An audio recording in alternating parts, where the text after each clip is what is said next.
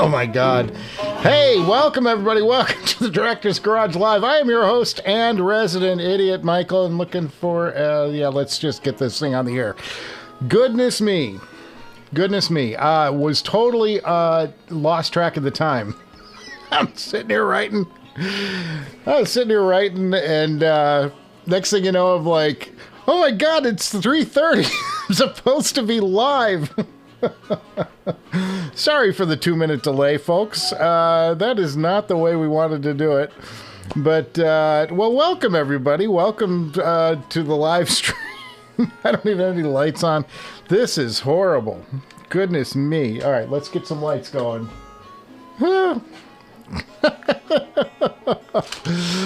Totally caught me off guard. I was writing, and, you know... there's not a lot going on at the office this week, but they've got me writing. It's really morbid. We write obits for people who are going to pass at some point in the future, so that we're ahead and we've got stuff ready to go, and we're not scrambling at the last minute to put together, you know, a memorial for somebody. So I was working on obits, and I was screening footage after footage, and I looked over and it said 3:28, and I went, nothing in this room is on right now. Nothing. I mean, I didn't have the TV. I didn't, none of the stuff that you see. I don't even have I don't even know where my candles remote is. No candles today, unless I stumble across the remote down here. No, I don't see it anywhere. I have no idea. So we're just going. It's on. Oh my God. So, the new thing is here. Well, let's get some there. We got some lights there. The new thing is right there at the top in the back here. It's this guy. Well, you can barely see it back there, but it's kind of like, over there. And that would be the Bakun 13R that I showed off this week. And I have just been headphoning away, testing and trying different headphones. Everything in the stable has been out and has been auditioned with this new amp, and super excited about it. And this thing has changed. You know, it's one of those products, you get it in. Cheers, everybody. It's Wednesday. Good God. So funny. It's one of those products that you get in, and it changed a lot of things. It changed my perception of the different headphones I own, because I'm going back and I'm now re-listening to them. And it's interesting. It's interesting to do. It's given me a different take on headphones that I thought, pardon me, burping, that I thought that I thoroughly understood. You know, I mean, I'd listened to them for years, and you just get comfortable with the way they sound, and you kind of have expectations for how they sound. And the next thing you know, it's 3 o'clock in the morning, and you've been listening for 4.5 hours and swapping headphones and listening to this passage through the new amp, and that passage through the new amp, and taking notes on stuff, because I'm going to want to talk about this in an upcoming video. Not the next video, but probably the video after. We'll go back and revisit, and I'll talk about some of the things I've learned and show off some things about the amp too, because it's, I'll have known more by then, like how to put it into high power mode. Finally figured that out. But it was, when I was shooting it, I'm like, I just unbox it and we do it live, so I don't have a time to research anything. It's just basically, here's what I bought, check it out with me, and let's see if it's cool or not. Let's see if it sounds good. Sorry, I'm digging around a little bit here. I'm looking for my little candle remote, but I think it's buried in the back there. And I've got a lot of stuff on the desk because I've been busy. We did get the episode out on time this week. Next week's I haven't shot yet, so we're a little behind there. I would love to have done that by now, but, you know, with work, and I'm trying to get all my work for the week done with ET, and then, you know, relax for the holidays. And we're going to be going away next week, so I don't think we'll have a live stream unless things change. I think we're trying to get out of town for a couple days. Get up in the snow, because it's nothing but... It's going to be 80 degrees in Los Angeles on Christmas. It's going to be one of the warmest Christmases on record. So, that's like the setup to this. But I'm excited. I'm so excited to you get something new in, and you just start listening to stuff, and you start, you know, pulling out records you haven't pulled out in a while, and pulled out tapes and stringing up tapes, and, you know, just checking out this amp with a whole with a whole bunch of different sources, because it's exciting and new. It's like the Love Boat. Exciting and new. Copyright strike that. So I've had a really good, entertaining week since I opened up that Bakun and got a chance to listen. Ears are a little ringing because I've, you know, been blasting myself with sonic walls of sound and enjoying every second of it, I gotta say. But it's exciting. You get a new piece of gear in that really does fundamentally change things for you, and that's great. I mean, that's great. And to have something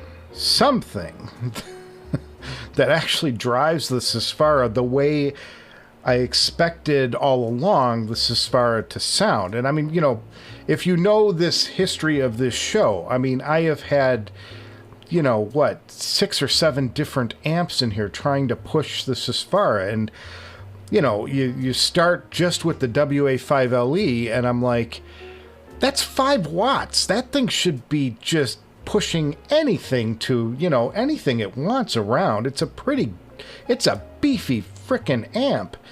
And you know, no. And then we'll try some solid state stuff, and, you know, you going through solid state amps, and you know, the head amp and the Phonitor X, and like all these amps that I've read online, you know, did some research before just buying them, and saying, well, yeah, you know, you see things where people say, it's a perfect amp for the Susvara. It works great for me. And then I got it in here and it didn't work for me. It was like I was trying it out and I'm like, no.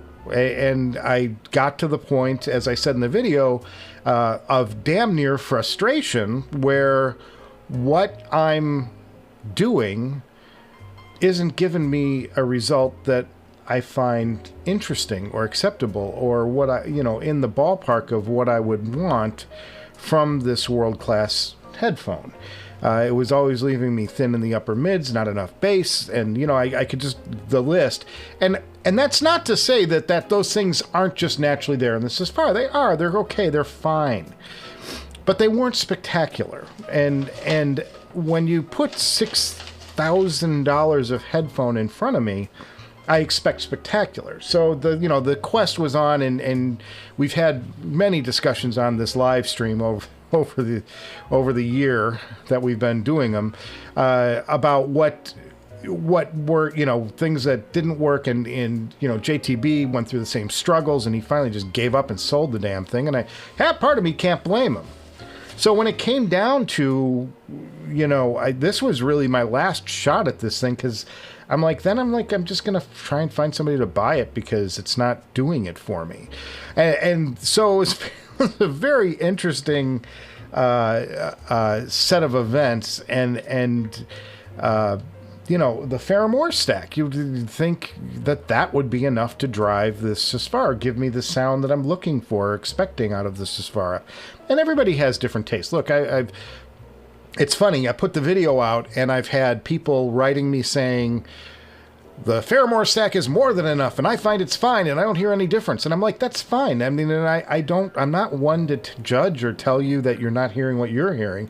I'm telling you what I hear. That's all I can do on this show, is be honest with you, be brutally honest with you, which I think I am, which is why some people shy away from this show, because I do say exactly what I think, and I kind of say it in a funny way sometimes, and maybe that turns people off too. I don't know, but... Let's not make it about me. You just keep going, and I just wasn't getting where I wanted to hear. And then I've had other people that say, "Oh, that Bakun is nothing on this." I actually had somebody wrote, "That Bakun is nothing on this as far. You need to go to blah blah blah blah blah blah blah blah blah. You know, and here's what you really need to do." And I'm like, "Oh, thanks for telling me, because I ain't got no money left." You know. I have some money, but it's like, you know, just that whole thing. It's like people more than willing to spend your money for you. Very funny. But I got to a place. The exciting thing is that from the very start, when I opened the Bakun, it was like an instant, wait a second, now there's something going on here. Now this is special. This is sounding special to me. And we'll get to the chat in a second, guys. I'll catch up. I like to get the chat fill-ups a little bit so that we can, you know, actually have a conversation or something like a conversation. But you know, I like to... I started listening to it on that, and I'm like, that's fantastic. And in the next video, now this very next one is going to be really cool. I'm super looking forward to it. There's going to be some exclusives in there and whatever. But the one after that, we're going to go back to the Susvara, and I'm going to talk about some of the things I've been hearing on it and go over the features of it and stuff.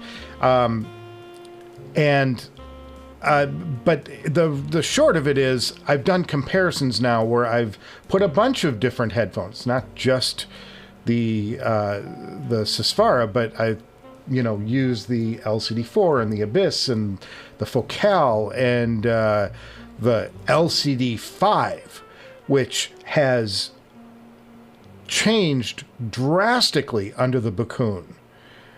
Maybe the most drastic improvement. So it's like, there's a headphone I didn't think needed a lot of power or needed a lot of juice. And boy, with the Bakun in the mix, that headphone has changed tremendously for the positive. I mean, it just really doing things like, it ranked 10th, I think, in the Mega Ultra Uber shootout at $35,000 worth of headphones. And I would say that it's probably 4, maybe 5 places up the list after this Bakun experience. Like like it improved the hell out of that headphone. The headphones got a meaty, thick bass now. And something that the bass was just anemic on the, you know, like, it's fine. It was referenced and it was there, but there was, and you know, the bass had texture. It was very good. And all these were great headphones. I'm not like saying, you know, any of these are bad. I was just saying it was in comparison to these other headphones. That's where it was falling short. And it's really stepped up its game, having more power in it, and clean power. You know, whatever they designed this damn thing, it is phenomenal. So I've had a chance to do that, and there are big differences going from the Fairmore stack to the Bakun. The Bakun 13R has changed everything, and you can't buy the Bakun 13R. By the way, it's out of. I don't know if I mentioned this. It's out of production because they got into some kind of legal thing at Bakun, and they wound up scrapping the entire Bakun brand, and it's now called Enlium. For those of you who aren't following this, some people know, I know, but it's called Enlium, and they came out with the next generation amp. Same wattage, 25 watts, but it's now called the Enlium 23R, like the second version of the 13, whatever, I don't know. So that's the update on Bakun. It's, you know, everything's been very positive. I haven't put anything on it and gone, well, I put one thing on it that I'll tell you that'll be in that video, but one thing on it that I went, well, that's not so great. But generally, very positive experiences. Hey, let's talk about, let's go to some chat here. Cheers, ML Jenkins. Always good to see you, my friend. Really great. Hope you guys are getting what you want coming with the holiday right around the corner, whichever one you're celebrating.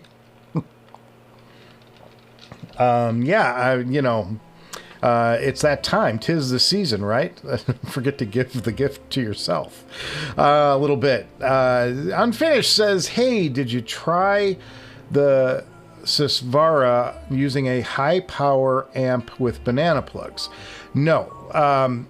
Unfinished, there's a reason I haven't done that experiment, because I have, everybody knows, who knows the show knows, I have a KSA 100S, which is a Krell speaker amp, which probably could do the job spectacularly of driving the Susvara.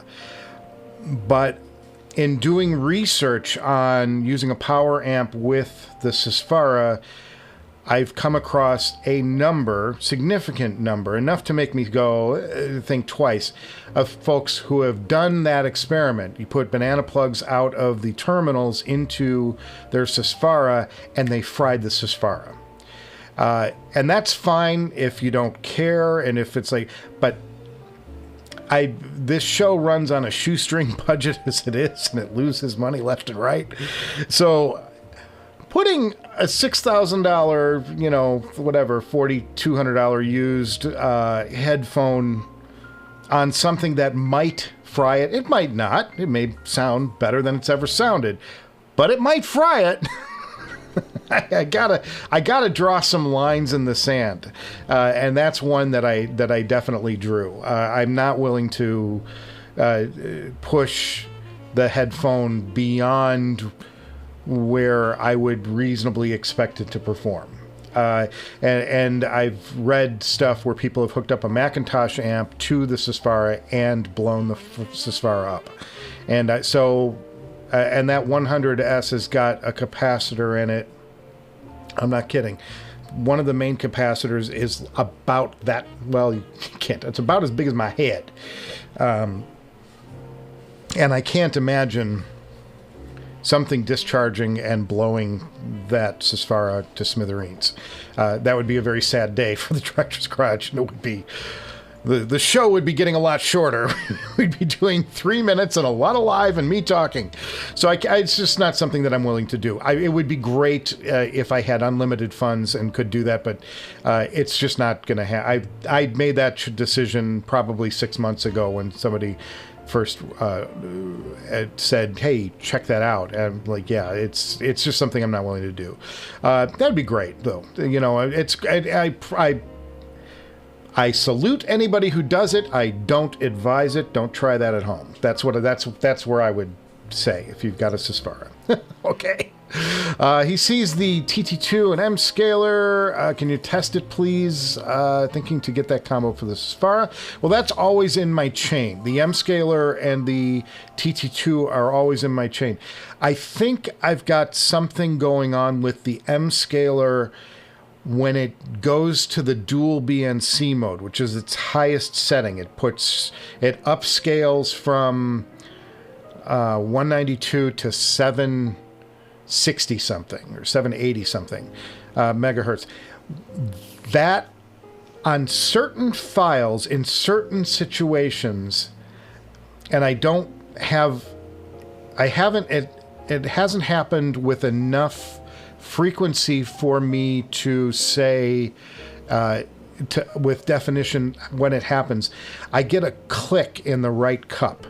So that's either a byproduct of the chain of what's going into the M scaler, or the unit itself has an issue. And I've threatened to send it back to Cord a couple of times to have it checked out, and it's just, time, energy, needing to get other shows out, day job, that stuff just gets in the way, and I haven't been able to do it. Sorry, guys, a little misty over here from the sound of my new Bakun.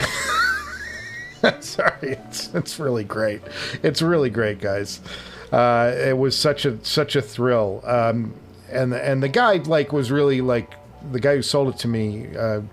Very nice person and good guy, and somebody on HeadFi, and just needed to get rid of it, and was like, I really need to move on. I really need to move this thing. And he had dropped the price down so low that he's kind of winced when he said, what are you going to offer me for it? And I said, I'm going to give you what you're asking, because the price is so low on this thing. It was under $4,000.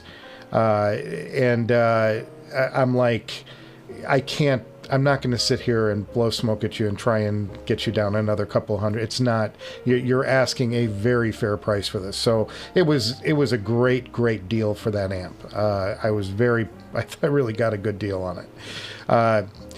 So will I review the Hugo? So the Hugo TT2 M scaler combo.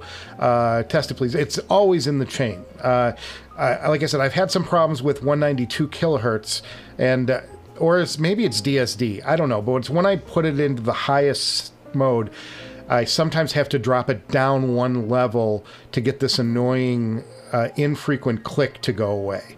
But then there are other times when I'm playing some files through it when it can be in the highest setting and no problem at all. It sounds wonderful. It's magical. It sounds awesome. So, but the Hugo, the TT2 and the M scaler are a part of my regular chain here. That's the bottom line.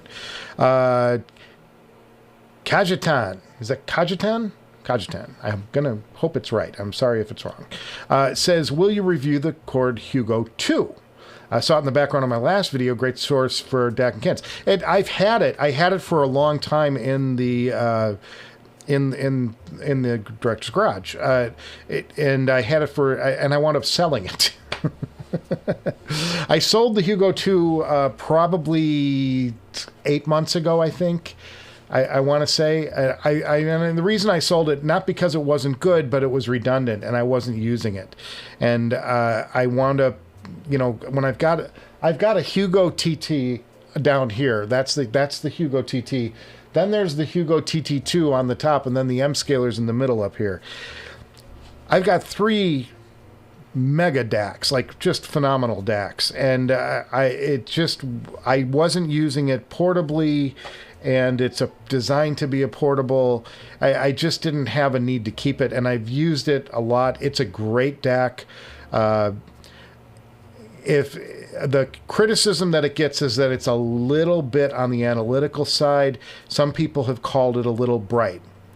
I personally like it. I thought it was great. I thought it's the best of the portable DACs out there that I've heard. So that's my take on the Hugo 2. I'm a huge fan of it. And when I first did my very first Chord experiment, I think it was before I had the TT2 here, and I was actually driving the M scaler with the TT2, with the Chord Hugo 2, with a special adapter. And I sold all of it. I sold it all at once, but it's great. I'm a huge fan of Chord, huge fan of their DACs, and I would probably should widen my breadth, the width thing, as far as what I'm using for a DAC at some point, and get some other things in here just to try them out. I don't think that would be a bad thing. It just comes down to availability. Do I find a product that interests me, and do I have the money to do it? Because a lot of times, anytime I start messing with the chain, amps, things like that, it's like I get to the moment where I'm about to press buy, and I go, wouldn't another headphone actually be better for the show? Do people really get that into amps and DACs and this and that? And I'm like, I know they are, but will people come to YouTube for the content? And the answer, frankly, is no. My DAC and amp episodes tend to do worse than my headphone episodes. And my IEM episodes tend to do worse than my over-ear. I still do IEM episodes and I still do gear episodes, clearly. But I don't focus the channel on those because they don't bring in numbers. And this show needs numbers. This show needs to grow. This show needs a subscriber base. So I got to go with what works at some level and kind of give people what they want to see. And that's generally high-priced overhead, over-ear headphones. The more expensive, the better, is basically how this show goes. And when I do a big, huge shootout with a whole bunch of over-ear cans, those are my best rated episodes. So it's like at some point, if we get 100,000 subscribers, all of that will be moot. I can do any show I want to do because I have enough viewers coming back every week. But I have to be a little bit clever about how I choose what I bring to the show, because I want people to watch, and I want the show to grow. For now, I'm still under 5,000 subscribers, which on one hand is a lot. I'm surprised 3 people watch me. But in the grand scheme of things, it's like when you see what other channels do and they've got 50,000, 75,000, 200,000 subscribers, it's like, I'm a guppy. I'm a guppy in this pool. So I got to be a little more careful about, what I bring in and how to best grow the channel. And I have to trust my own research on that and where the best opportunities are, and, where I will get. And getting the Susvara to work for me was a prime goal of this show. It was something that I really needed to do. I needed to get that Susvara working, or I needed to sell it and move on and get into something else. So the fact that I got it to a point where I'm like going, oh, okay, now this is sounding like a world-class headphone. This is, right there with some of my other top-tier stuff. That's a big step for me. That was a big accomplishment for this show. I'm very pleased with that and how that's been going. Ace of Spades says something. My old chat window just jumped. Wow, I got to catch up. Greetings and happy days of Christ. My favorite time of the year. Went and picked up my custom-made cables from my local production pro audio shop, I'm guessing. Well, cheers to that. Who doesn't like a great pro cable? Fantastic, guys, and cheers wherever you are. We are halfway through this monster of a week before the big holiday. And I get next week off, so looking forward to this. So glad you guys could all join us. I love it when we fill up the chat. That's really great. Let's go to we'll go to Ace of Spades again. I heard a nice set of Genelec active monitors while there, and I'm going to go back and buy them tomorrow. Yeah, Genelecs are not cheap. I've had them for years. Here's the nice thing about Genelecs: they never get old. And they never wear out. This pair of Genelecs here, I've got a pair of, I want to get this right, 2040? No, I don't remember. they're the 4-inch woofer 2040, I think it is. 3040. I don't know. But they're self-powered 4-inch woofer, and they were the best that I could buy back in, I think I bought these in about 2008. So they're 20 years old, almost. No, they're about 15 years old. And I've had them on 99% of the time. I don't shut it off at night. The audio system stays up unless I'm going away on vacation. So the monitors have been turned on, plugged in for 15 straight years, and they sound as good as the day I bought them. That's a pro piece of equipment. That is how pro gear is designed to work. That is why you pay, was it $2,500 for the Genelecs, and I think that might have been a piece. I'm not sure. In fact, I think that was a piece. I was well over $3,000 by the time I was done, and then I went out and I bought the accompanying subwoofer, which I can dial in and out depending on what I'm doing and what my needs are. But Genelecs are they're an industry standard for a reason. There was an old Yamaha speaker called an NS10 that for years people would use for near field mixing, but they require an amp. You got to have an amp on them. These are self-powered, and you feed them line level, and magic things fill the air. And that's why you do it. And I've been mixing on these professionally for years and years and years. And they replaced a pair of Yamahas, but they were the self-powered Yamahas. They sounded like crap. There you go. Where does the HE1000V... This is from Theodore Zerla. Cheers, Theodore. You're new to the chat, so we always cheers people that are new. What does the HE1000V2 stand for you now that it's below $2,000? I think it's a steal.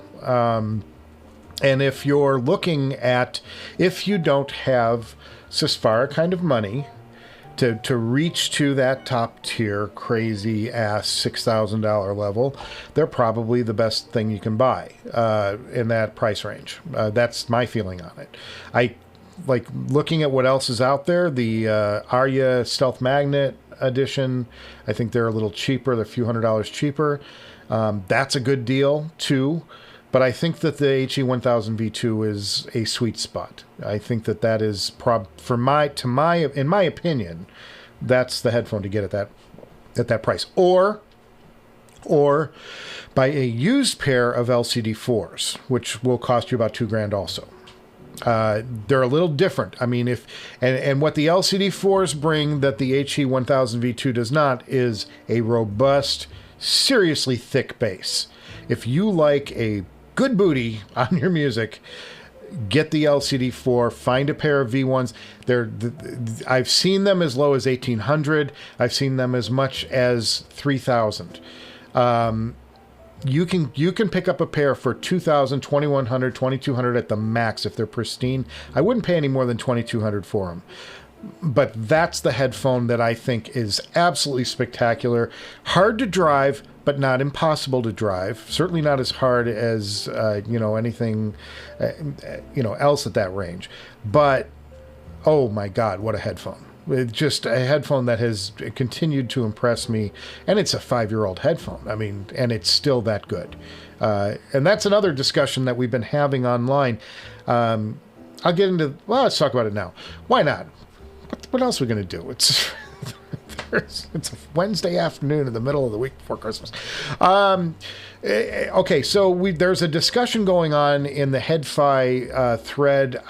I am a classified whore. I sit there and I look at the classifieds. It's like anytime I have free time around the director's garage, which is never, I'm on HeadFi just looking at the classifieds, see what people are selling, see what things are going for, what's moving, what the prices are. I'm a really good resource if you go, how much should you pay for blah, blah, blah, blah, blah. Because I'm so in tune, and I watch eBay and I watch what different things are selling for, because I'm always looking for a deal.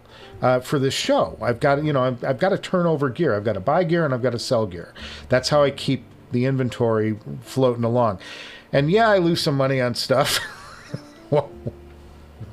Welcome to YouTube. But it's interesting to me, and it's this is as much as this is a little venture that I hope does something someday, and we get to that 10, 20, 30, 50,000 subscribers. That would be fantastic. It's still something that I enjoy doing, and I like spending time with you guys. You guys are so knowledgeable. You always have good questions. There's no hate here. It's fun. It's a fun environment. That to me is that's worth doing. It makes this worth doing for me. So, the story. So, I was like, where was I heading? The story. On HeadFi, somebody is selling a Dark Star. And I don't know if you're an OG headphone enthusiast like I am. Like, I go back, my headphone kind of obsession started in the mid to early 2000s. Woo Audio, those types of headphones. The HD-600 was, landmark headphone, So one of the great amps that has come along is the Ray Samuels Dark Star. And that was like the ultimate expression of everything he knew how to do. And somebody's selling one on eBay or on Headfi for $2,500. And if I wasn't like eyeing some other things, I would be on that deal like that. This is one of the greatest headphone amps ever produced. And then somebody chimed in and wrote, it's not, it's not that great. It can't keep up with today's standards. I'm like, no, it can. It can and it does. Trust me. Amp technology does not change. It comes down to how well did you design this amp, and because the fundamentals are all the same. They're all using the same components. They're all, some people use black caps and blah, blah, blah to clean up the sound and this and that. That amp is one of the best amps in audio history. And somebody's letting it go for $2,500 on Headphone right now. I'm like, somebody else is selling a Liquid Fire from Cavalli, and I'm like, that's another just classic Valve amp. Now, it doesn't have all the power that, say, the Darkstar does, but the Darkstar would drive the LCD-4. It would drive the hardest headphones you've got. I mean, just amazing, amazing amp. But we were having a back and forth about it. I'm like, somebody's position was, it's old and it's out of date, and, so the technology, the world has moved on too far. You wouldn't want that amp today. And I'm like, au contraire. Like, if I had the cash, I would be all over it. Such a great amp. So anyway, that was that little discussion. Dion Vancouver. Cheers, Dion. I don't recognize your name as being here before. Welcome to the show.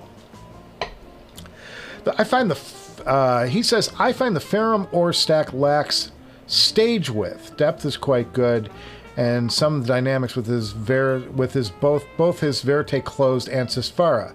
Like you, he's hunting down an upgrade. Well, I will say this in the Ferrum ore's defense. What it does for the Abyss 1266TC and the LCD-4 is spectacular. It's driven the LCD-4 to the best sound I've ever heard, period. So it's not that it can't slam or it can't produce enough power to slam. It's just got a power to slam with the right headphones. So I'm glad I have this Bakun here, and I'll talk about the things that I like about the Bakun, in a future episode. We'll go really in depth when I've got notes and stuff, because right now I'm just talking off, top of the head, which was filled with dead people at 3:27 this afternoon when I looked up and went, oh shit, I got to be on the air in 2 minutes. I have nothing turned on. Like, I couldn't even find the candles. But yeah, I'm going to do like a real, thoughtful in-depth of that and talk about it. But the Ferrum ore stack is a great stack. And it's funny, you see a lot of them on Headfi going for pretty good prices. I wouldn't dissuade somebody from that. I would just say don't expect it to drive really demanding stuff to its potential, because it just didn't do to the Susvara what I had wanted it to do, or what I had hoped it would do. So but I think it's a great stack, and that tunable preamp does some really cool things. I found that the Abyss got really great when I cranked the power on the Hypsos. You'll know what I think about that. That name of that product just did crazy good things when you crank it up to 27 volts or something. Very cool. Very cool. Let's see. Let's go to ML Jenkins. He says he thinks that the best part of the stack is the power supply. And that I've read stuff where people are pairing that Hypsos with other products. And there's a whole bunch of presets in there for other products too. It's kind of cool. I haven't played with it though. I don't have enough to drive anyway. Mike Donalo. Cheers, Mike. Welcome to the show. He's a longtime watcher, longtime viewer. Do you do a new video revisiting the entire 30,000 shootout with the Bakun? Well, we'll do that someday, but I think there will be different headphones involved at that point, because I don't like to do it right on top of each other. It gets too much, and that's a really big episode to do. That takes me weeks and weeks and weeks, and I got to get content out. I can't spend a lot of time on just one episode right now. Well, but we'll do it in the future for sure. That's going to happen. I do shootouts like every time I get a bunch of where I think that things have changed enough to really make a difference. That's when I do it, and I think that by then we'll have probably moved on from, say, the Utopia won't be in house. Some of these other headphones won't be here anymore, and I'll have some more interesting stuff in, some more current stuff. Look, there's no question that there are some headphones like the Expanse and the new ZMF. Drawing a blank on it, the planar. Those things, those are headphones that I want to try. I want to get in here. It's just, right now they're all so new, and I'm going to be charged full price for stuff like that. So I'm like, not going to be just throwing out money without selling some stuff first and moving over, because I want to get those in here and hear how they change things. Hollow Bliss is a good and definitely is very good and worth checking out. Will do. I may have to answer something here real quick, guys. I'm sorry. I'm seeing a lot of chatter.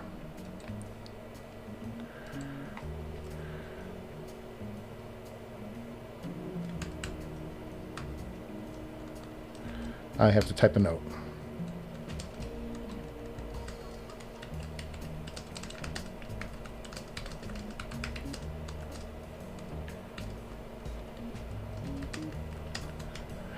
Two seconds, guys. I just have to explain something.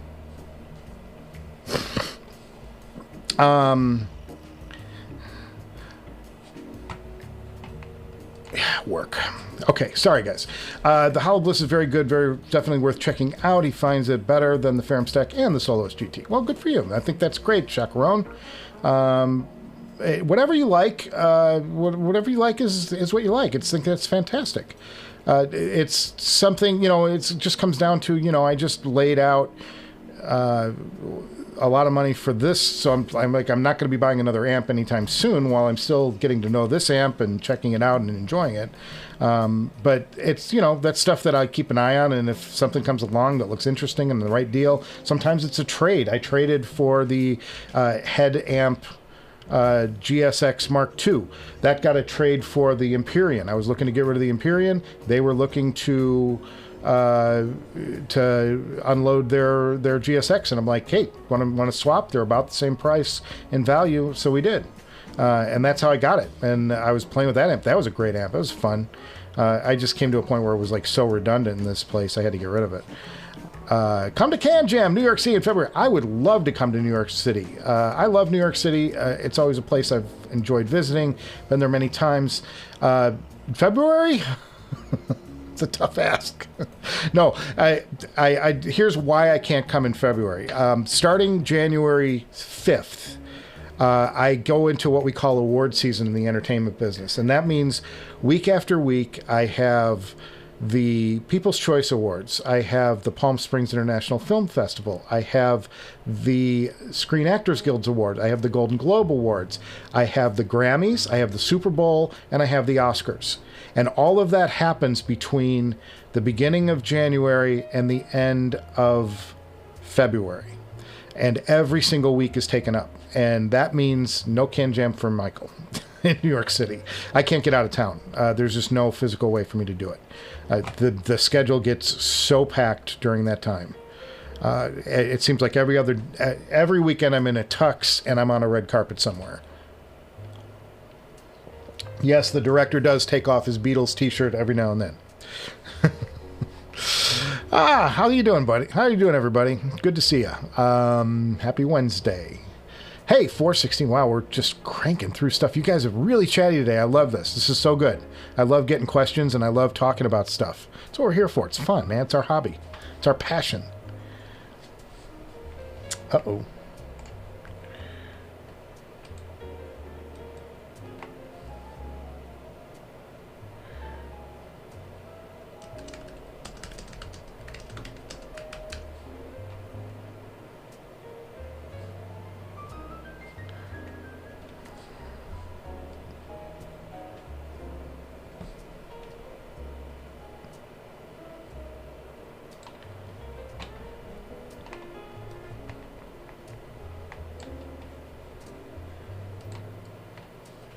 Sorry, guys. Work stuff chiming in here. And I've got to answer it. It's my boss. Executive producer of the show.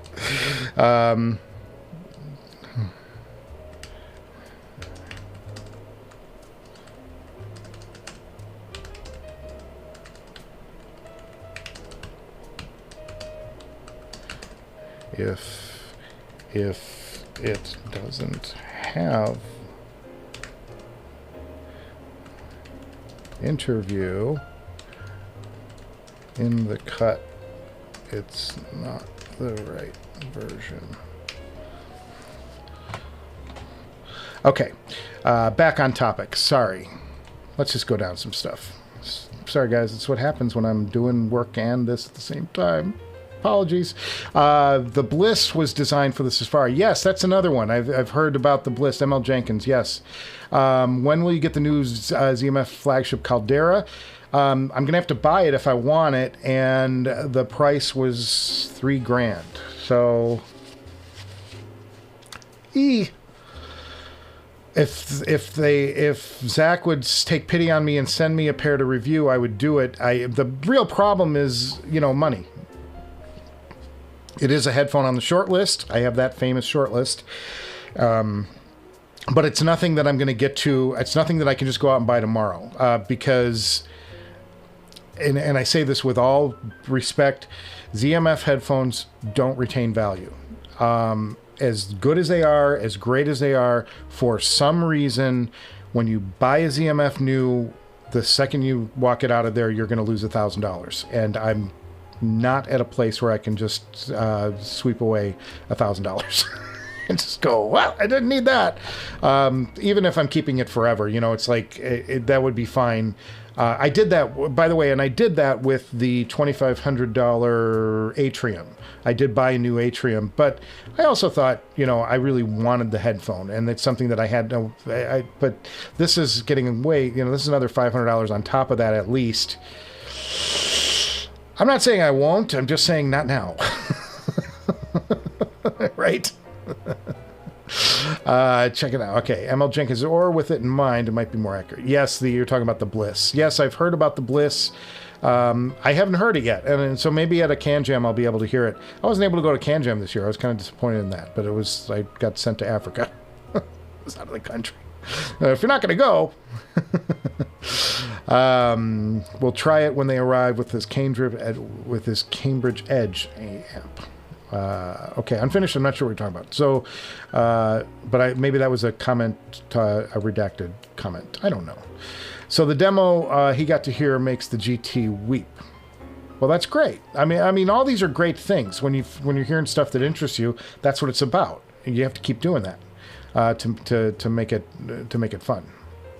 And that's what happens to me. It's like I'll hear something and I'll go, oh man, I got to have that. That's how I got to the Susvara in the first place, was I heard the Susvara with the WA33 amp at Can Jam, and I thought, this is special. I want to get this in. And then I got it here and I tried to drive it with the WA5 and went, it's okay. It's good. But it's not like the crazy good that I heard. Shacklerone says, Wild SM sold Bliss for $3,000 delivered for early bird pricing. That's good. That's still not cheap. Go for it, YOLO. Adam P. Adam P is my spirit animal today. Go for it, YOLO. Love it. Ace of Spades, did you try the Bakun with the 1266 or any of your other flagships? Yes. If you do, have you noticed any positive scaling like the Susvara? Yes, I have. And I'll go into great detail with that in an upcoming video. That's one that I've already started writing. I've got notes on it. I've done late night comparisons. I've done shootouts, mini shootouts between, and not just like, I'm doing it like a bunch of different ways. It's like you'll start going, okay, let's listen to the 1266 on the Ferrum stack, which I know is spectacular. It is spectacular. They're like, okay, let's put it up here and hear how this sounds. Take some notes. Okay, now what if I switch it with the Susvara? Where is that going? You know, it's like, oh, well, that's more interesting. Oh, that's, you know, like I'm doing a lot of back and forth and swapping headphones with it. And I've got a lot of notes on it that I need to get organized into something resembling a cohesive show that you might find interesting and entertaining at the same time. But yes, I've been doing a lot of that, and I can't wait to share that with you. That's going to be in 2 episodes. Definitely positive scaling. A couple of negative situations where I went up to the Bakun and it did bad things, and I'll point those out. You know, really good stuff though. It's been generally a positive experience, and it has done great things to headphones that I didn't expect.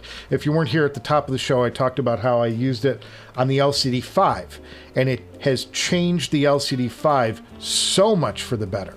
So much for the better. Super impressed with what the Bakun has brought to the LCD-5. It's made as big a drastic change as moving the Susvara from the Ferrum stack on up to the Bakun.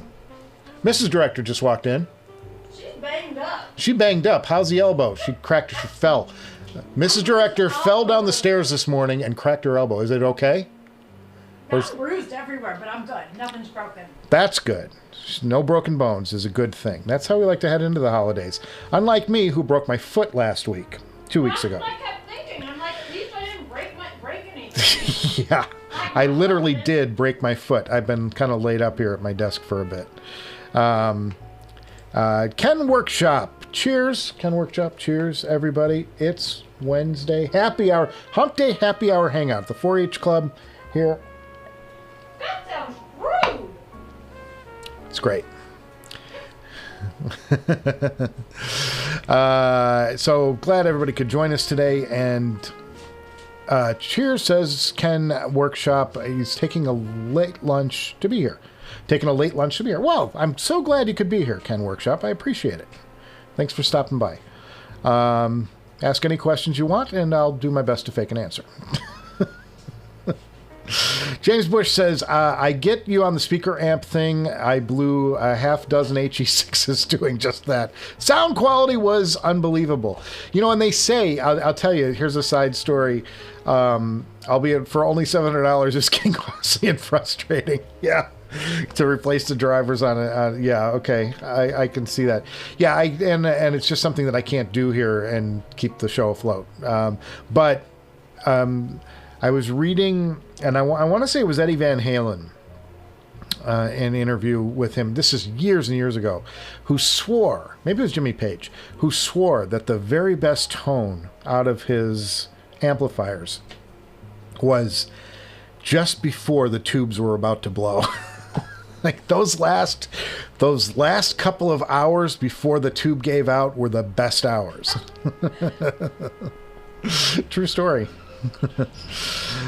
Stephen Kett, Holly's in the house. Holly, you want to come on TV? Come here and say hello. He's appeared on TV before. This is Holly. This is my boy. He's very hostile sometimes, but not right now. Oh, you're a good boy. Oh, you're a good boy. He wants to go outside. I'm gonna let him outside. Want to go out? Or do you want to sit here on my lap? My new microphone cable. So good. Have I heard anything about Campfire trifectas? You know, I've read Campfire's got some things coming out, and I think, did I read, and correct me if I'm wrong in the chat, I think I read that they're coming out with a planer, right?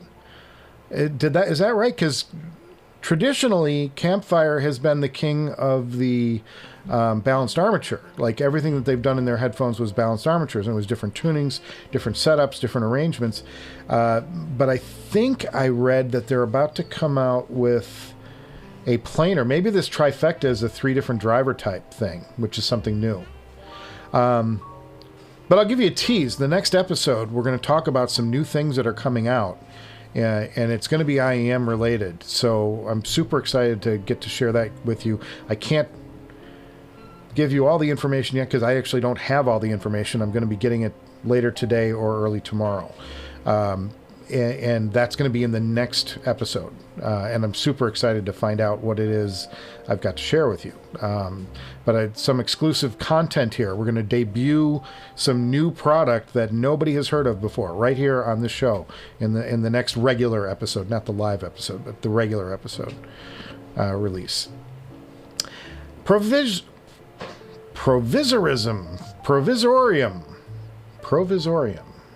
I like that. Hello to headphone nerds. Greetings from Germany. Cheers, man. It's the first time here. I like that. So cool when we get people from all over the world. That just blows my mind. It's so cool that, the world has shrunk this much. It's great. ML Jenkins says, so the best way, Michael, to increase your viewership is to cut your hair into a Picard and boldly yell at us. Oh, they want me to cut my hair. ML Jenkins wants me to cut my hair into a Picard, which would be a shave down, and boldly yell at us for knowing... Oh, wait a minute. What am I reading? Am I reading this wrong? Oh, boy. Let me call you back.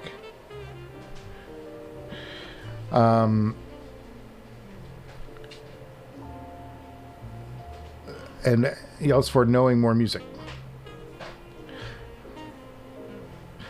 That you're tripping me up with the English language there. That's the problem. I'm not reading that clearly. But I will boldly yell at anybody for knowing more music. No more music. I love music. I'm a huge music nerd. That's like my first love. That's why I got into this whole thing to begin with. Was I'm at first a music guy.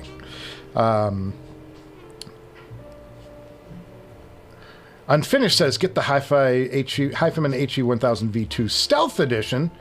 You had a chance to listen to them, but nobody reviewed them.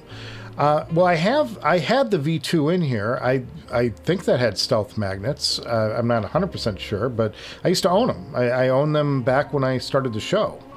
And they're great. I mean, they're one of my favorite all-time headphones. I've had them before. So I'm not super anxious to revisit something I've already had when there's stuff out there that I haven't heard yet. And that's really interesting to me, like the Expanse and like the new X9000 from Stax, and those are headphones that I'm targeting, like I really want. And of course the D8000, which is that's a headphone I desperately want to get in here. I've heard such good things about Final's D8000, and it's just been a headphone I haven't been able to find. There's a bunch of D8000 Pros for sale, but nobody's selling the D8000 itself, and I'm not interested in the Pro edition. I don't want a tighter bass. I want the commercial tuning that makes music sound like music.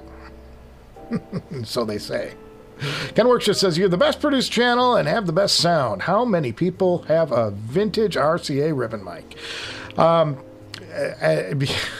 And this mic and I have a history. First of all, the story is some people who buy these, they buy them and put them into their system, and they don't realize no phantom power to a ribbon mic, because it'll actually fry it. It'll do a melt on it. So yeah, that's a problem. I'm a vintage kind of guy, and I think these microphones, these were used to record some of the greatest music sessions ever. If I could have a U47 in here, I would have one. Unfortunately, they're $30,000. And my wife needs a new car. So, but yeah, I love vintage gear. I love everything I have here. I've got analog,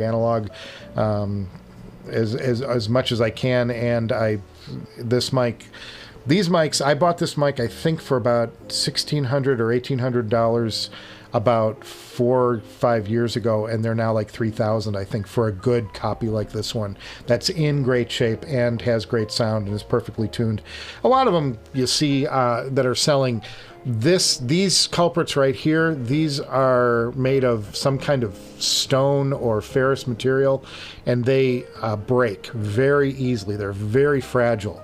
And when you see these things for sale, most of the time this has got hairline cracks in it or has chunks missing from it.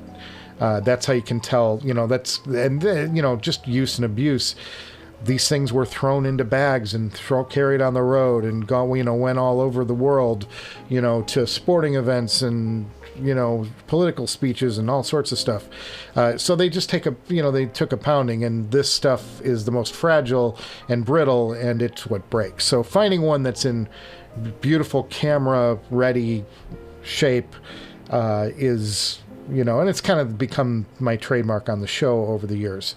And I've tried some different mics in a couple of episodes just for the fun of it, and I have a couple of in reserve. If this thing ever needs to go in for service, I would most certainly have it serviced, because I'm more about servicing and keeping running than I am buying another one or buying something different, or new or modern. It's like I have expensive, great mics for vocals that I use in professional use. I have a U87 Neumann that I use for doing audio work in a voiceover booth.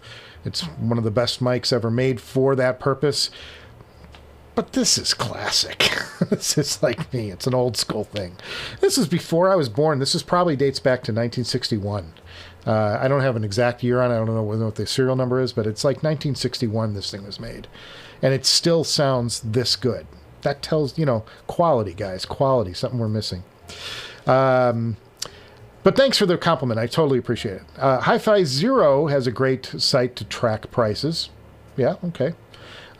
Good to know. I'll put that aside. Take a look. Recency bias is too real. Recently bias is too real.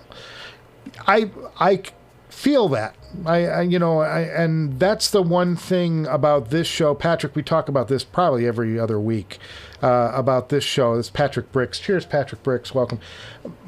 But I do things on this show to try and minimize bias as much as possible. I try not to take stuff for free. I will accept a discount to buy something, but there's got to be some outlay coming from me because it means I'm vesting in the product. And it means that it takes away my feeling of needing to say something great about... I try to find something positive about anything that I'm reviewing. Even if I don't like it, I'll say, well, I appreciate this or I appreciate that. I had a pair of wireless IEMs that I thought were kind of cheap and kind of, they didn't sound great. But then I was looking at the care. I found some things in the design that were like, this was really clever and thoughtful. And it made me have a better appreciation for the product, even though it was $150 and whatever.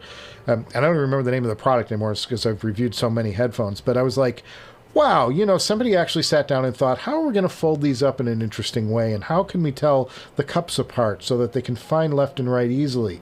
And, some small details that wound up winning me over and saying, nobody goes into... And I said this probably in episode 1. Nobody goes out to make a bad product. There's no point in making a bad product. Now, things go astray. A tuning went wrong. There was too many cooks in the kitchen. So everybody was trying to get something they wanted, and they wound up with a whole bunch of nothing. It's like things go wrong in the development process of things, and they don't come out the way people intended or wanted. And I appreciate that. But people spend years and years developing these things. This Bakun, I can't imagine how many years went into developing that product before it actually came out the door, got out the door. It's nothing somebody slapped together. Certainly somebody's spent some time thinking about it and designing it and failing and, all of that. So I try to keep that in mind when you're reviewing anything. But at the same time, if something isn't great, and it's not doing it for me, like the Susvara that I paid my own money, bought with my own money, I'm going to be honest and tell you about it, because it's like, what good is it if I'm not being truthful? So I try to do things on the show live, and I try to do things on the show that I think are interesting, and I try to do things as they happen, because I think it's interesting to see the fails and the not so goods as much as it is to see the goods. And it doesn't always go well. Look, when I did my experiments with the don't even watch those episodes with the chord and the M scale. It's like I was trying to do something, it didn't come out, and I probably should have just scrapped the episodes, and I just put them out there because I had already worked on them. But I really, if I had to do it over again, I wouldn't have put those episodes out there because they sucked. They sucked, and my approach was bad, the result was bad, and I don't think I was fair to the units. And I've gone back on several things. The Verite open back headphone, I think I would have that's a review I would love to get back, because I've heard so many different headphones now, and I've been through, I think I just released episode 126, 126 episodes with different products almost every week. Very, very little duplication. And, you hear all of these different things, and not to mention the stuff that I've been able to go out and hear in the field and stuff. My hearing is better. I know what to listen for more than I did back in episode 12 or episode 13, because I have a better appreciation for what people are doing and what they're trying to do. So I like, that's an episode, that's like a headphone. There are certain reviews I would love to take back, but I give you what I think at that time always, because and I try to remove bias out of the project, out of the episode whenever possible, and I do things to ensure, like if somebody sends me something and it does a shootout, if it loses the shootout, I have to buy it. And that means that I'm going to be more inclined not to like something than actually like it. Because that's the rule I placed on myself. So if I had to buy my first Noble Audio Sultan because I liked it better than the Empire Ears Odin. And I lost $1,500 on the Odin when I went to sell them. I was like, that was putting your money where your mouth is in a very painful way. Moving on, Spider on the Window. Cheers, new name. I love all these new names today. We're getting great stuff. I love it when we have new people stopping by. Mike, have you ever had a chance to test out the Enlium? No, and I mentioned this earlier in the show. For those of you who missed it, Bakun, this Bakun 13R I bought is no longer for sale. A couple problems with it. They ran out of parts to make it. Kind of a good reason to redesign, right? And maybe they just didn't order them, another run of parts. But it was combined with, they got into some legal trouble and they needed to change their name. So they changed their name from Bakun to Enlium and killed the Bakun brand. And the next version of this is called the 23R, which is, I'm sure it's better. I have, things, I've read a few things on it. I'm not the most read on it. Things I've read is, it's got definite certain things it does well, like noise floor and things like that are less on the 23R, but they are the exact same power rating. They're both 25 amps or 25 watts, 25 amps. Whoa. They're both 25 watts, and the basics of the design are the same. The basic same principle goes into both amps. They just found some ways to do things more efficiently and get a little quieter and this and that. So my take on it is probably not worth any amount of money out of pocket to get to the 23R. Now that I have the 13R here, however, if you're looking for something that's, the next level beyond the 13R, yeah, you can go out and buy the 23R. And no, I don't have a deal with anybody to get you 5% off of it, the way I do with Audio 46. Let's talk about Audio 46 for 3 seconds before we move on. Audio 46 is my partner in crime for these shows. Audio 46 sends me headphones to review, and as an appreciation, I give them a mention on the show. And they're a company out of New York. If you've ever been to New York, go to Audio 46. It's like a mecca for headphone stuff. It's awesome, and they let you try all kinds of stuff, and they're the best guys in the world over there. If you're checking out at Audio 46 and you use the coupon code Director's Garage, all one word, you'll get 5% off most of the items that they carry at Audio 46. I sound like a broken record sometimes, and I've rehearsed that many times now. But it's like it's a small way of our show to say thank you to you for watching. It's your way to say thank you to our show by going over there and buying something using the coupon code. We get a small cut of whatever it is you sell. And then on top of that, you get a product as opposed to like some Patreon thing where you get nothing for it. So I just tell you that it's something you can do, not something expected to do or have to do. It's a way to do things. But 5% off a $2,000 product, you're starting to get into a lot of money. So it's kind of worth it. Check it out if you're interested. That's my one big deal for the show, because I don't do Patreon or any of that stuff, or membership subscribers or whatever it is. I don't know. You can subscribe to the channel. That's also good. But I don't do memberships and stuff. And I will someday, but not yet, because I'm out of time. Ken Workshop says, which OR board revision do you have shown on the board? I don't know. I haven't taken it apart. There were issues early on with the board's 4.2 not putting out full power. I don't know. I haven't taken it apart, and I haven't had time to take it apart. I bought it after the initial rush, so I would be surprised if it's a first batch, because I didn't buy it right away. It wasn't one of those things where I read about it and I pre-ordered it. I got it later on in the cycle, as I recall. But someday I'll take it apart. I'm not like nuts about that. Jill Renard says, so if Bakun is great, the Unlium is better. I saw one reviewer, Convince Me Audio, I believe, recently gave it a meh. I don't know. I've from what I've read, people have said it's better. I have not heard it myself. I can just give you my experience with the Bakun, which is so far very positive. Mike Donello says, with the Bakun and the Ferrum, working the Bakun with the power supply from the Ferrum stack would be fun.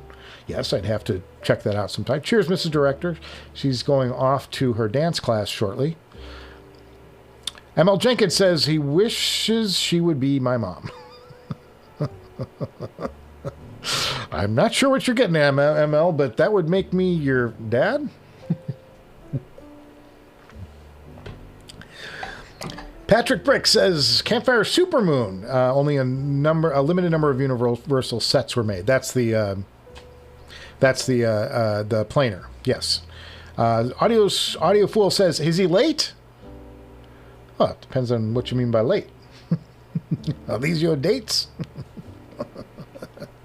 ML Jenkins says he lost hair. The lost hair, Michael, I can give a comma, but Oxford did me wrong.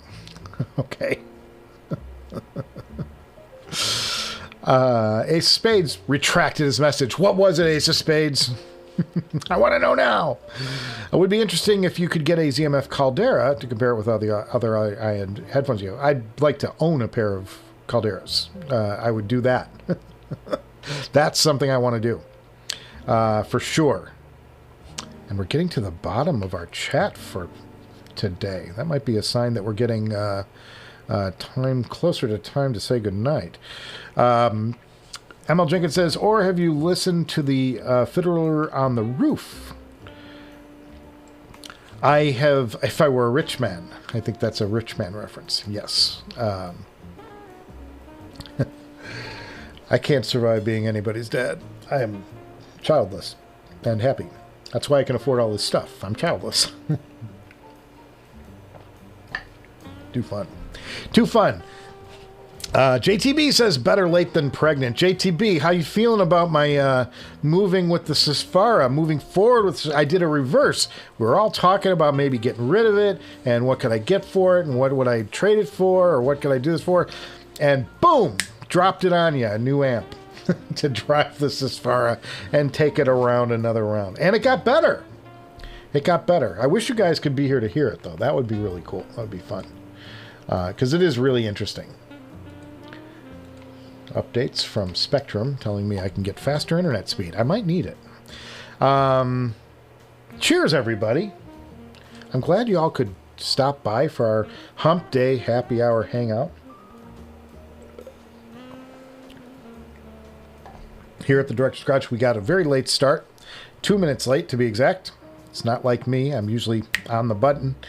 But I was writing, and at the very last second, I looked up, and it was 3:28, and the whole room was dark. I had nothing in place. I didn't have the laptop out, nothing. And I did a big tear, and I got onto the air 2 minutes late. So I could... How fast can you start things up here at the Director's Garage?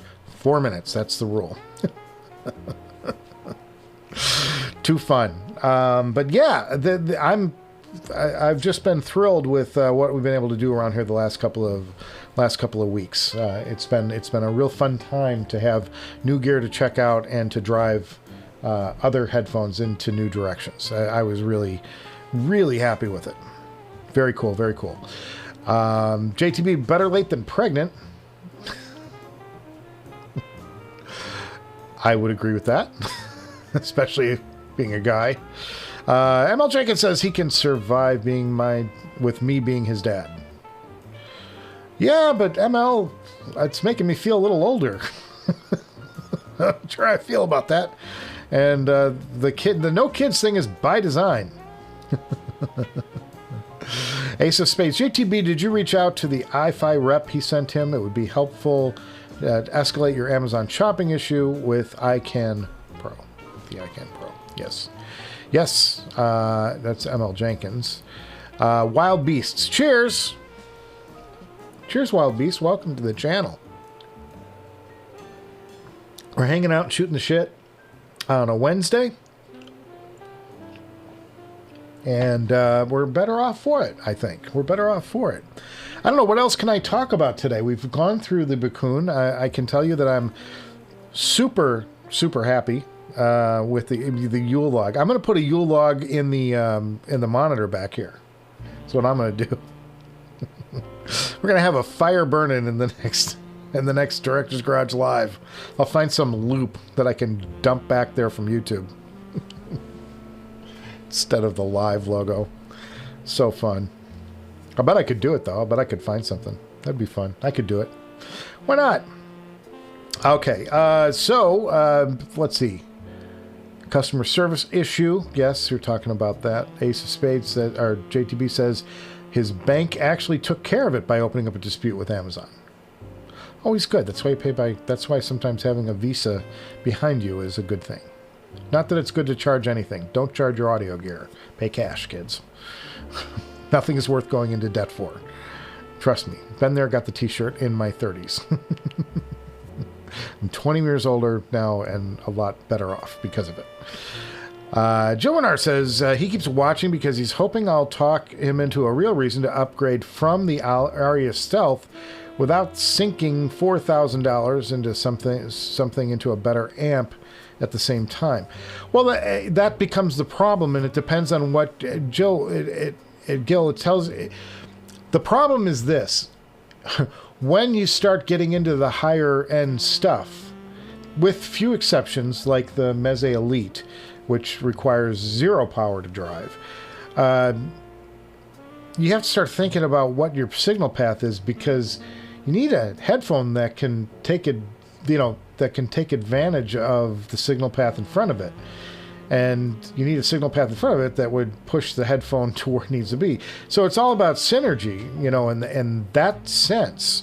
So without that synergy, you could buy the Abyss and put it on, I don't know, a Wu WA3, and you're going to be disappointed in it. I mean, you're going to think, gosh, this isn't a very good headphone. And it's like, well, no, it's not the headphone. It's the amp you're driving it with. It just doesn't have the power to push these things to that next level, to where they can perform. And that's been the whole issue with the Susvara all along. I love the headphone. I liked the headphone. I thought the headphone was good. It was very good. It won shootouts. I mean, it was fantastic. But until I found a signal path that could push them into something special, they sounded very good. And I've got a lot of headphones around here that sound better than very good. And that's the thing. So you need to be careful when, you know, about what you're upgrading as far as, you know, what you have sitting on the desktop to help move the electrons through them, you know. So, yeah, I'm not going to, so I, you know, and I always say also, look used, guys. Don't necessarily look brand new. It would be, you know, new is great if you've got the money and it's sitting there and you want that thing, great, go for it. But if you can find a deal on something that's been around, you know, that somebody else has owned, I'm like, go for it. I do it all the time. I thoroughly encourage. Just buy from somebody who's reputable, has got some sales behind them, so you're not getting screwed, you know. What's the best album of 2022? Asks Wild Beasts.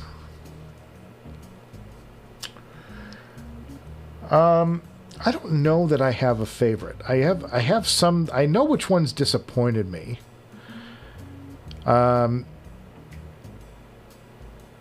That's a good question. I should do that. That should be an episode. My 5 best albums of 22. I know my releases that I've been impressed with. Some kind of blues. We've had some kind of blue releases this year. I can tell you what the biggest disappointment of the year was, and that was the whole Mobile Fidelity scandal. That certainly was a downer. But as far as the actual releases, new music in the house, I don't know that I have, you know, that favorite thing of new stuff yet. Just trying to think off the top of my head, and a lot of it is I'm just getting a little tired. It's late in the day. Like the Taylor Swift album was, not that I would pick Taylor Swift for a favorite album of the year, but that was like the biggest disappointment because I expected something different from her, and boy, it was different. It just wasn't in any kind of lane that I wanted. But I'm trying to think of what my favorite album. I don't know if I've got one. I'll get back to you on it. I'll do it in the future. I'll give me a chance to look some stuff up, see what's in my catalog. I also forget what's been released as brand new, you know. Forget that. Maybe the Bakun, Adnan says, maybe someone asked already, but did you get the Bakun with into high gain? Yes. Yeah, that was asked earlier. Adnan Ferozi. Cheers, Adnan. One of our favorite people who stopped by the Director's Garage.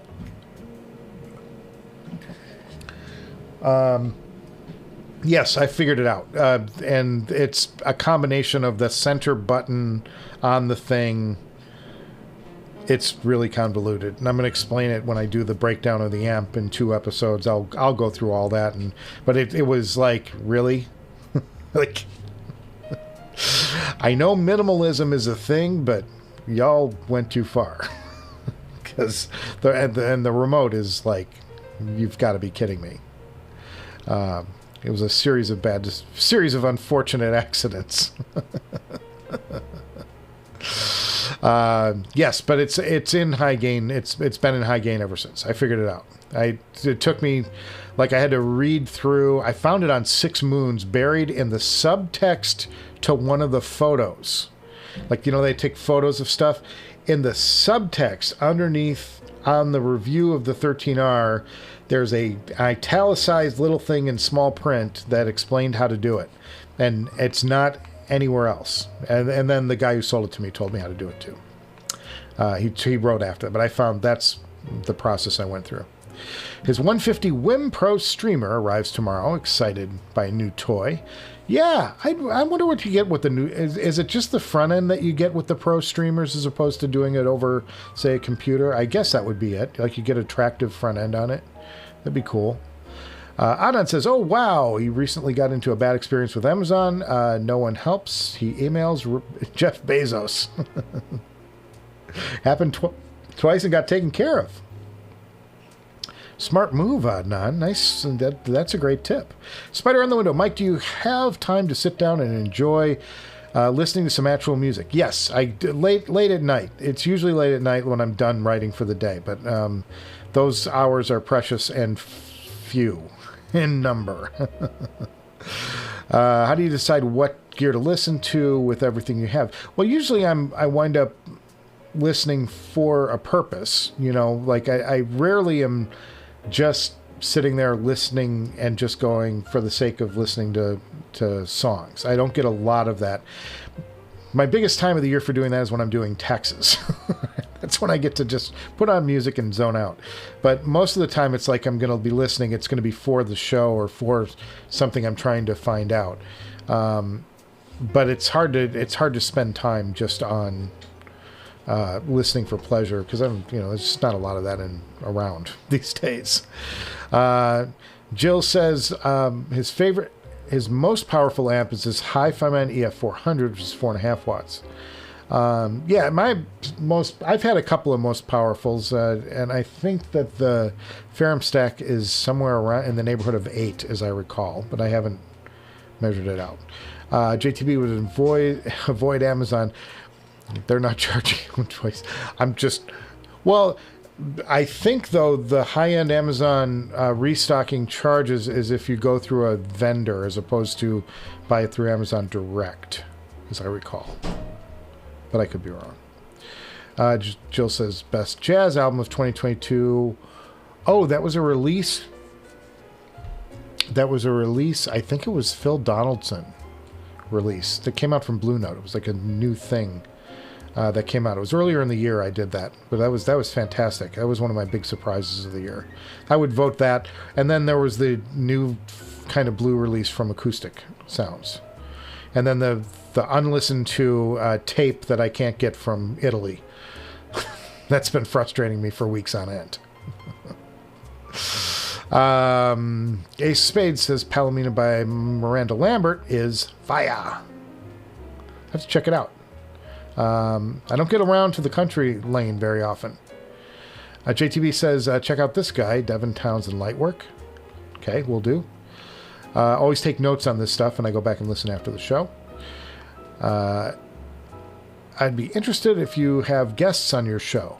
I've had one manufacturer once, and I did a radio interview with him, it was like an audio interview with him. That was John Moulton from Noble Audio, and that was like episode 35 or something. I got him on talking about the Sultan and where the idea for the Sultan came from. It was really fun to do because the guy lives literally in the middle of a rice paddy in Thailand. So to get him on the phone was really cool. And a knowledgeable guy, and I still chat with him all the time. Gregory Porter is Rising. Rising is a great jazz album. Came out in November 2021. So close. Yeah, that's the other thing. Some people are coming out with their have you guys noticed this? That people are coming out with their end of year headphones list, like their best of 22, and they're listing the Meze Elite came up, and the Stealth, and the X9000, and I'm like, guys, that was all 2021. Fall of 2021. My best headphone of this year, with respect to the Expanse, because I haven't heard the Expanse, that would be the Atrium. I think ZMF did the Atrium. I haven't heard the Caldera, though, and that's, that might be it definitely was, ZMF had a good year. There ain't no question about that. Those guys, Zach and Bev up there in Chicago, my hometown, they're killing it. They've had a great year. Really pulled out some amazing units this year. Last couple, then we got to go. Avi Kaplan, new album, Floating on a Dream. We'll check that out. Thank you, Mickey Dare. Mickey Dare, new to the channel. Cheers, Mickey Dare. Cheers to you. Like what Michael says, don't buy stuff from Amazon, buy used or from audio dealers. Used is surprisingly good, or take advantage of deals. Look, the other thing is, guys, not to plug my own guys, but Audio 46 price matches. If you can show them a price, they'll match it. So why not buy from a local business that has guys who love our hobby? You know what I mean? I'd rather see those guys scoring sales than some nerd who sits at Amazon pushing pencils. You know what I mean? The guys at, and I guess you could say the same for, I suppose, headphones.com too, and I'll use them because Andrew's over there and all those guys, but you know, I'm obviously going to favor my guys because they've been supporting the channel for so long, but, you know, buy stuff if you can, if they'll price match, like why not go through somebody who actually loves customers, loves the, you know, wants to make it right, great customer service. Anytime you've got a problem, you know, you can get a person on the phone. I'm like, yeah, that's the kind of service I want. So, it's just how I call the viewers went away. Because I'm talking about a sponsor. Not even a sponsor. I mean, when there's no money exchange, I'm not making money. I just talk about people that I think are cool and really have it down and have our best interests in mind. So that's that. Okay, guys, I'm going to wind this episode down. I want to thank you for stopping by the Director's Garage Humpday Happy Hour Live. I hope it was fun for you and we got a chance to talk about amps and headphones and stuff and shoot the shit and talk about plans. Not too many plans for the holidays. I'm probably not going to be live streaming next week because we're trying to get away. May get away, may not get away, but the goal is to kind of unplug a little bit. I will have a new episode next week at some point. And that's going to be a big episode for me. Another one of these we're going to relieve, or at least the next episode. It should be out next week. I shouldn't try and pigeonhole myself too much because there are situations where I can't get to it. But the plan is to have a new episode next week. That is another flagship. I've got another flagship I'm revealing on the show, and I've got a lot of exclusives I get to announce along with it. Stuff that nobody else will have, and you'll get it all right on this show. So, let's get the goodbye music jamming out. Thanks again for stopping by.